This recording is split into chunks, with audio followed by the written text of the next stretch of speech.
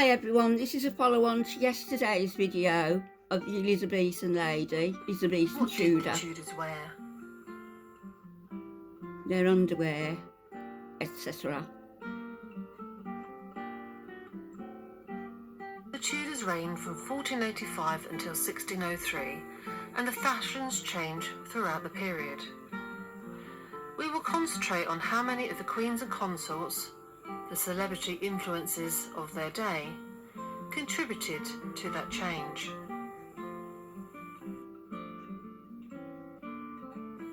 However, we know very little about how the ordinary Tudors would have dressed, and most of our knowledge comes largely from the portraits that were made of the royal and noble members of Tudor society. An original garment is shown that Mary, Queen of Scots, wore from this time, in a minute.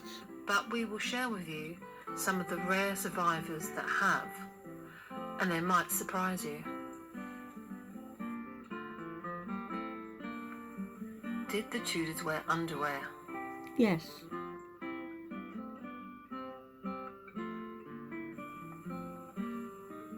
So let's start from the beginning, from the underwear.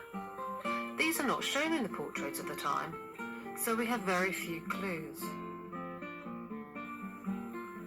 We know that Tudor women wore a linen shift regardless of status. This could be washed and changed daily.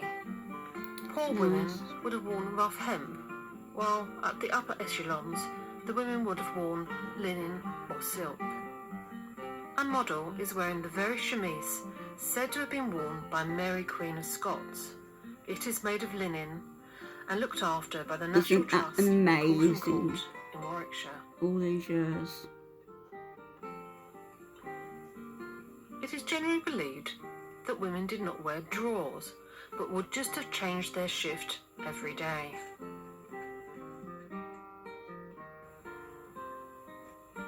However, in 2012, building work at a medieval Austrian castle revealed a hidden vault beneath the 15th century floorboards. And in this time capsule were found 4 medieval bras with shoulder straps. This discovery astonished costume historians who had always declared the bra to be a 20th century invention. Someone would have packed those away deliberately, I think. Secondly, the effigy of Elizabeth I is shown wearing a corset and drawers. This effigy was produced for Elizabeth's funeral to be carried through the town so that her people could see her for one last time. The effigy figure carried through the streets wore a gown that the slender queen herself could have worn, and underneath it a corset and other underpinnings. That cloth corset was believed to have been created by the Queen's tailor, William Jones, from a pattern used for bodices she wore while alive. Thirdly, another impracticality of not wearing drawers would have been during menstruation. So what did women do? It is not clear how they coped, but perhaps a clue lies in Queen Elizabeth's household accounts, where there are listings for 3 girdles of black jean silk.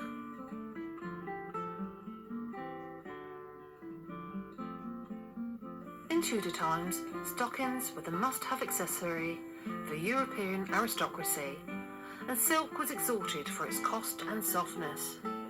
Queen Elizabeth I of England was gifted her first pair of silkies in the 1560s and, after comparing them to woolen ones, immediately declared, "I like silk stockings so well because they are pleasant, fine and delicate, that henceforth I will wear no more cloth stockings."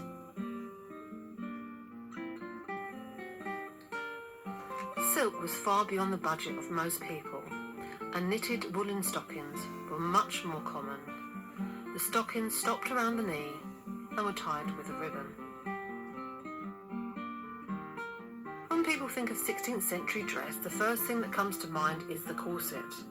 The corset represents a fundamental shift in the concept of clothing. Meant to flatten the front Instead completely. of shaping close to the body, as had been done through the Middle Ages and Renaissance, the body began to conform to the fashionable shape of the clothing worn.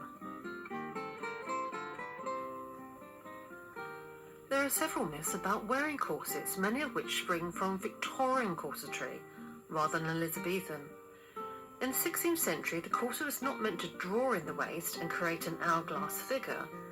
Rather, it was designed to mould the torso into a cylindrical shape and to flatten and raise the bust line. There is one 16th century reference to a small waist being fashionable, but on the whole it was a fashionably flat torso shaped rather than a tiny waist that the corset was designed to achieve.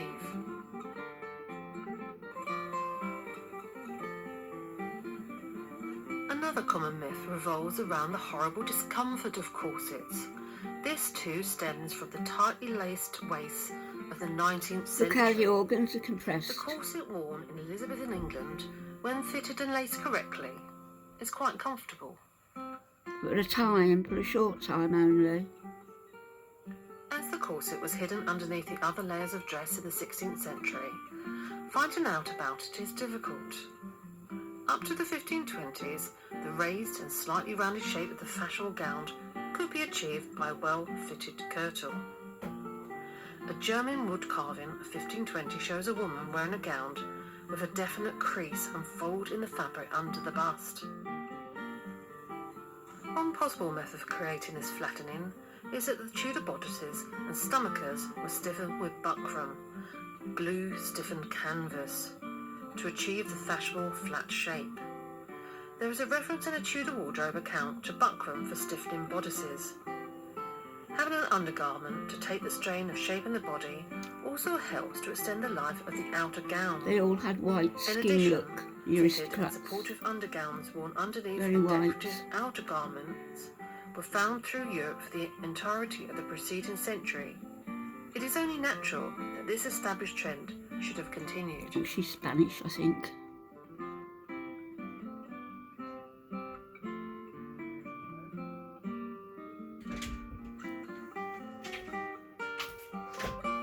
A farthingale is one of the several structures used under women's clothing in the 16th and 17th centuries to support the skirts in the desired shape and enlarge the lower half of the body.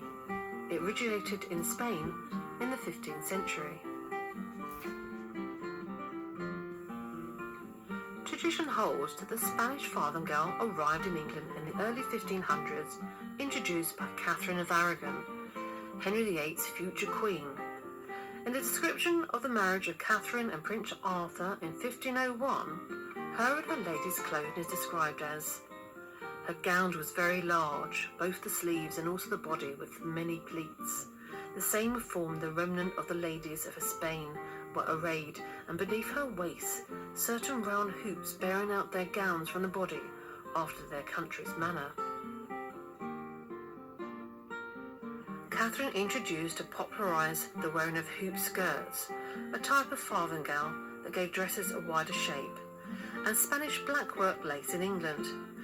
This type of embroidery and lace was done in black thread, which could be seen around the hands of portraits in the 1520s. Queen Mary Tudor had several farthingales in her wardrobe. 2 farthingales of crimson silk, edged with crimson velvet, and 1 of crimson cross grain, edged with crimson velvet.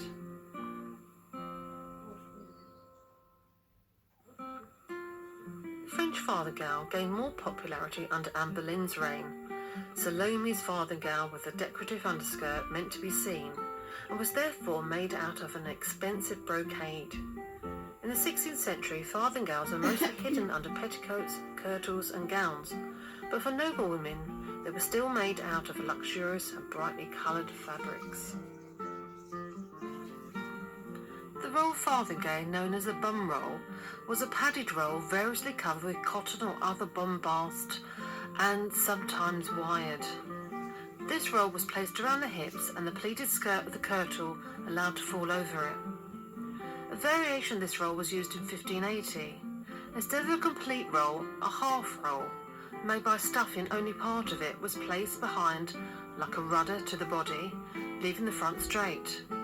It was called a half, demi or semicircled farthingale, the kind which Falstaff assured Mrs. Ford that she could wear gracefully. So the rich Tudors, their clothes, were they just fashion? Were they just to show off their wealth? Were they a political weapon? All three. What do you think?